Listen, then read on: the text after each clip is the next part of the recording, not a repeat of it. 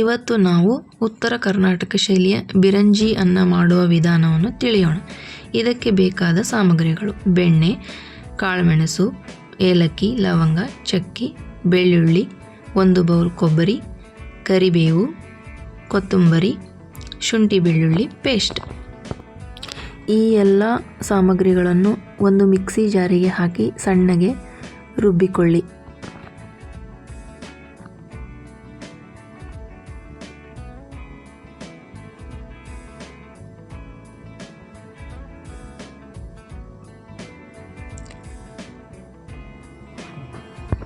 ನಂತರ ಒಂದು ಕುಕ್ಕರನ್ನು ತೆಗೆದುಕೊಂಡು ಆ ಕುಕ್ಕರಿಗೆ ಬೆಣ್ಣೆಯನ್ನು ಹಾಕಿ ಚೆನ್ನಾಗಿ ಕರಗಿಸಿಕೊಳ್ಳಬೇಕು.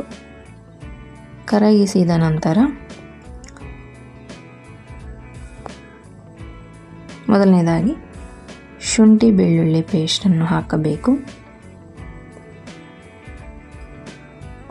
ಕರಿಬೇವು, ಬೆಳ್ಳುಳ್ಳಿ ಹಾಕಿ ಚೆನ್ನಾಗಿ ಮಿಕ್ಸ್ ಮಾಡಿಕೊಳ್ಳಬೇಕು.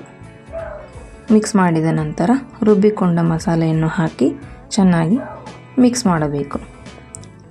ನಂತರ ಒಂದು ಕುದಿ ಬರುವ ತನಕ ಬಿಡಬೇಕು. 1 ಚಮಚ ನೀರನ್ನು ಹಾಕಿ ರುಚಿಗೆ ತಕ್ಕಷ್ಟು ಉಪ್ಪನ್ನು ಹಾಕಿ ಚೆನ್ನಾಗಿ ಮಿಕ್ಸ್ ಮಾಡಿಕೊಳ್ಳಬೇಕು.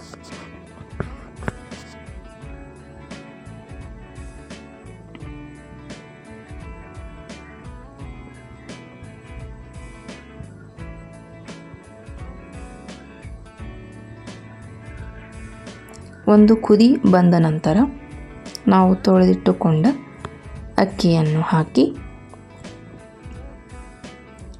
ಮಿಕ್ಸ್ ಮಾಡಬೇಕು.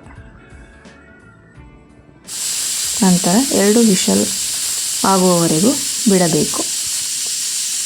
ನಂತರ ಕರ್ನಾಟಕ ಶೈಲಿಯ ಬಿರಂಜಿ ಅನ್ನವನ್ನು ಸವಿಯಲು ಸಿದ್ಧ. ಧನ್ಯವಾದಗಳು.